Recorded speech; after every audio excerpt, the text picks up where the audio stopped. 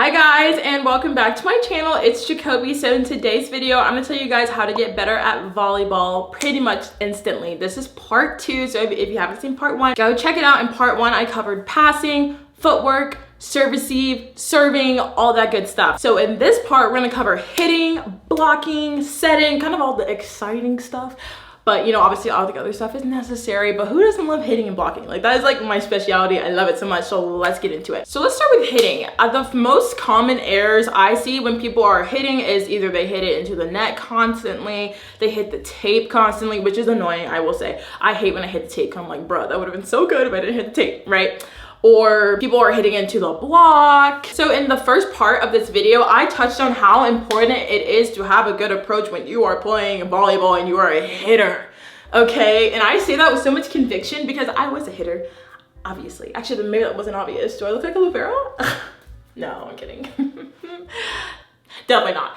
Anyways, so footwork is so important when you're a hitter because I'll go over it a little bit again. You have to create the illusion that you're gonna hit the ball every single time. You know why? Because that confuses the block. So you always want to be like left, right, left, super dramatic, super fast, sharp every single time. You don't want to be like left, right, left, tip. So obvious. That is literally so obvious. Don't do that. So besides your footwork, your arm swing is very important when it comes to hitting. So in my opinion, your arm swing kind of determines how fast and how hard the ball is going to go down to the ground. You see all those college girls like Texas and Florida, Nebraska, that Harper Murray, right? Perfect example. That girl can bounce the ball, okay? And that is obviously like attributed to she's tall, athletic, and can jump high. But you know what really makes her hit hard? Her arm swing is so fast. It is so quick. It's like you'll blink and she's gone. It's like, whoa. If you're a blocker, like, good luck.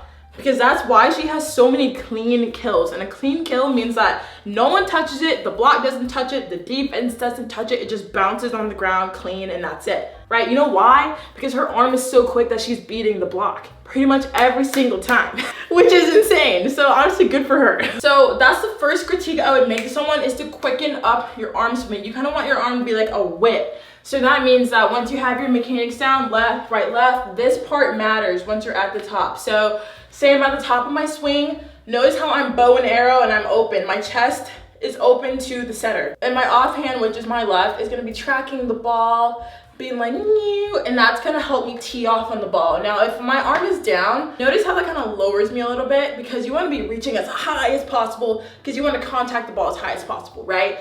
But if you're kind of dropping your arm, look, I'm kind of dropping my body and I want to be as upright and high as possible. So I'm going to keep my non-dominant hand up.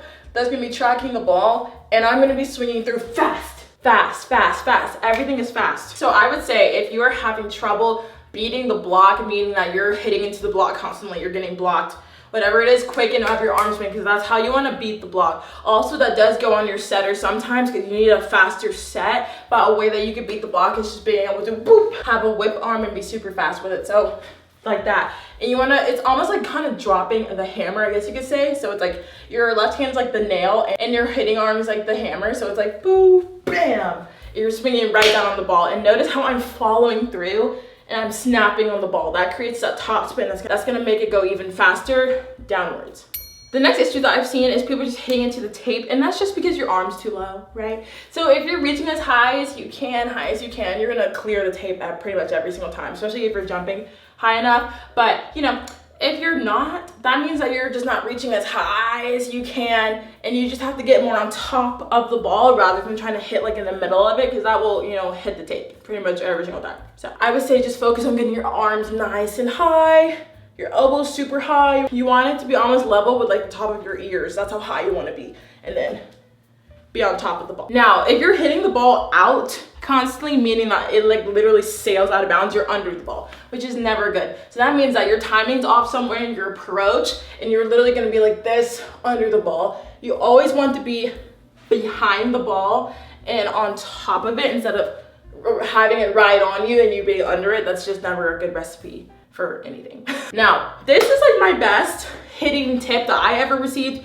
when I was in high school, and I swear this is what made me go D1. Literally, it was because my coach was like, get your feet to the ball first, And then that's when you can unload all the power or like the bam on the ball, right? Guys, that is so true. Every single time that I would get my feet to the ball, I was gonna score, I knew it. Because I could see the ball so clearly and I could see the court, and I was like, yes, this is it. But when I didn't get my feet to the ball, I knew I was not gonna score. That's when you have to be like, okay, I'm just gonna keep the ball in bounds instead of being like, yeah, and trying to kill the ball and miss. No, that's not good. So, what I mean by getting your feet to the ball, if I'm right here and the ball is set super inside, where's my first step gonna be in my approach? Is it still gonna be normal in front of me? No! You're always gonna take your first step to the ball.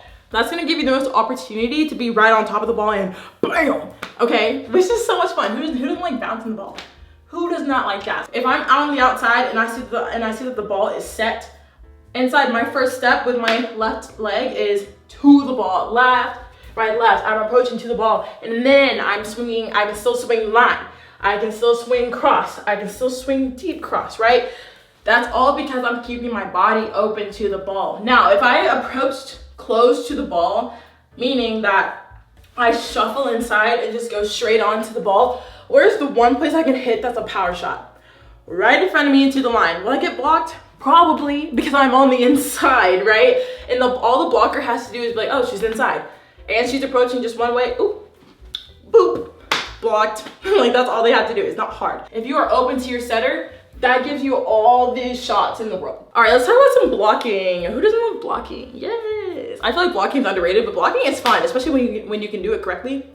Kudos to you. The most common error I see with players when they're blocking is that they're not pressing over the net. So really, they're just blocking for literally nothing. Because if you're not pressing over the net, then you're just jumping up for no reason. Like, it's a waste. So just save your jumps at that point. When you're blocking, whether you're swing blocking or, doing the little shuffle block, whatever you're doing, it doesn't matter. Whatever your coach wants you to do, you can still press over the net. So that means that, all right, I see the ball's going to my right.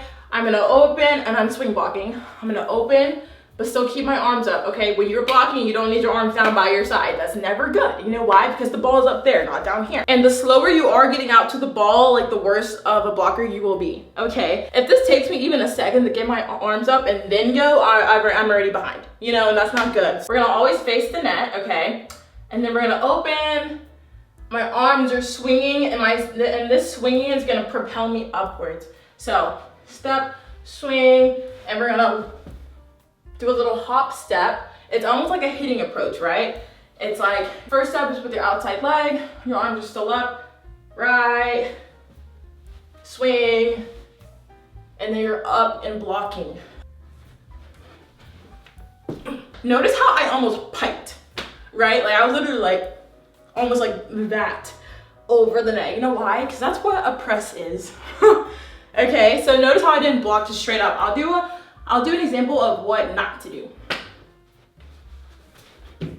Notice how I literally am straight up. No press is seen anywhere to be seen. But this is gonna be the right example.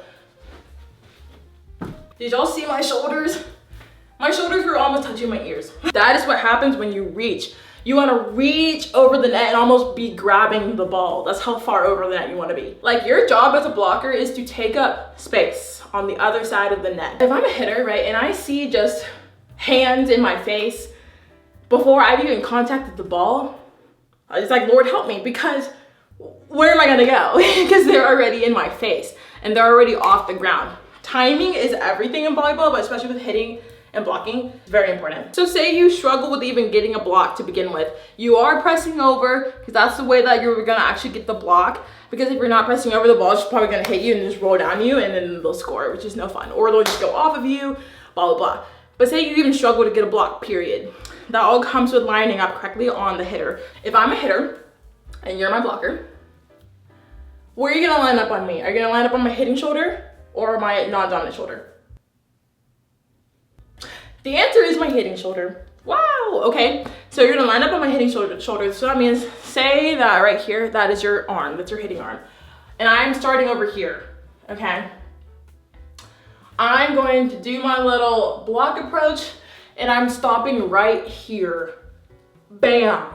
And I'm positioning my hands for this to go back into the court, because this is my outside arm. So I'm gonna make sure that it's going back into the court, and then this one is going to be facing forward into the court as well. And I'm gonna be like this, waiting for the ball to hit me. And that's where I'm gonna stop every single time when I'm blocking. So if you're a pin blocker, that's very important because you're setting the block. Now, if you're a middle, your job is just to close the block. So it's like you don't really have to set it, so that's great news. But if you're a pin hitter, like an outside hitter, an opposite hitter, your job is to set the block, and that's a very important job, because if you miss, right, and if I go too far, my middle's gonna go too far, meaning that that hitter has all the space in the world to hit a libero in the face. So it's all about stopping right on the shoulder and pressing over. All right, now let's talk about some setting. Ooh, this is fun. I love setting. Okay, so setting is very important because you are like the quarterback of the team. You are the brain, the nucleus, okay? You run the show. So it's very important to always have a good technique when you're setting, because when you're a setter, you drill all the time. Like, all the time. It doesn't even matter, like, if there's no net, no ball, you can just boop, boop, boop. You can practice running up to the net, getting your feet set. Right, like there's so many things that you can do about the ball when you're a setter. So if you're a setter, you're lucky because you can practice literally all the time. Now, all that to be said, I feel like the most common issue I see with setters is that their footwork is just messed up. But I already touched on that in the first video. So I would say the next issue that I see with setters is that they're dropping their arms when they're setting, which is never good.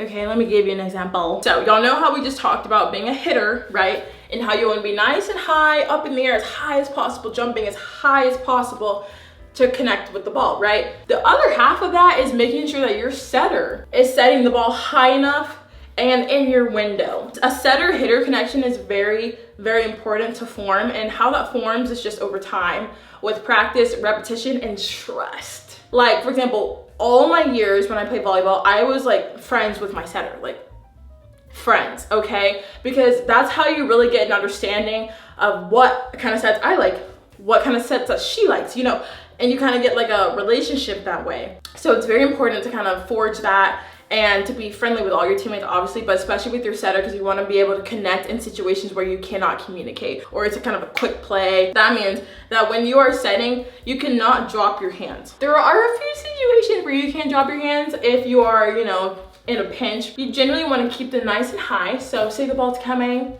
you want to catch it right up here, and not catch it, but I'm just giving y'all an example. Okay, so you want to keep your hands nice and high, and you always want to keep it to where it can literally land right on your hairline. That's how you know your hands are in the right spot. If you are right here and the ball hits you in the nose, you're in the wrong place. If you're back here and the ball hits you on top of your head, you're in the wrong place. Okay, you want to keep it nice and forward where you can kind of see it out of your peripheral and it's hitting your hairline like this. Now, the issue with dropping your hands is like your sets are always going to be too low. And no one wants that, okay? That's like, I'd rather the ball be too high than too low. Because if I'm up here and the ball is here, genuinely, what am I gonna do with that? You know what I mean? But if the ball's up here and I'm here, I can still reach for it and tip it, whatever it is. But too low, that's a hard one to deal with. You wanna make sure that you're keeping your hands up and keeping your wrist nice and flexible, but you don't want them to be lax, okay? You want them to be nice and firm, but still flexible, because your wrist is where all that speed comes from, the pace, that's where it all comes from. I feel like a common misconception, people think that setting far or fast comes from like your biceps or just straight up arm strength. That's not true. It really comes from your wrist and engaging your legs. Now, another common error I see when people are trying to back set, this is very important, is when people like kind of give it away by using their back. Like they think that using their back is how the ball actually goes backward, and that's not true. It's all in your wrist. Like I just said earlier, see, it's all connecting, right? So when you're back setting, like you don't want to give it away by being like, oh, yep, I'm gonna set backwards. You know, that's not fun. It's all in your wrist. So notice how I literally flicked my wrist backwards, and that's where the ball went. So this is the wrong way. Oh my God, low-key hurt. Now, if you lean a little bit and when you're sitting back, that's fine. You know, like a little, okay? But not like a, never that. And also the other main issue that I see with setters is that they don't get to the net fast enough. And I hate that. I literally hate that. It bothers me so much. Like, please get to the net. Get to where you're supposed to be. So that means you are at base and right back when you're a setter, right? Okay, say a free ball comes, you release to the net, you get there as fast as you can. as fast as you can. As soon as you see the ball's not coming to you, go to the net. Because nothing is worse than having a perfect pass and your setter is just ball watching like, oh, nice pass. And the ball's literally perfect right to the target where she should have been.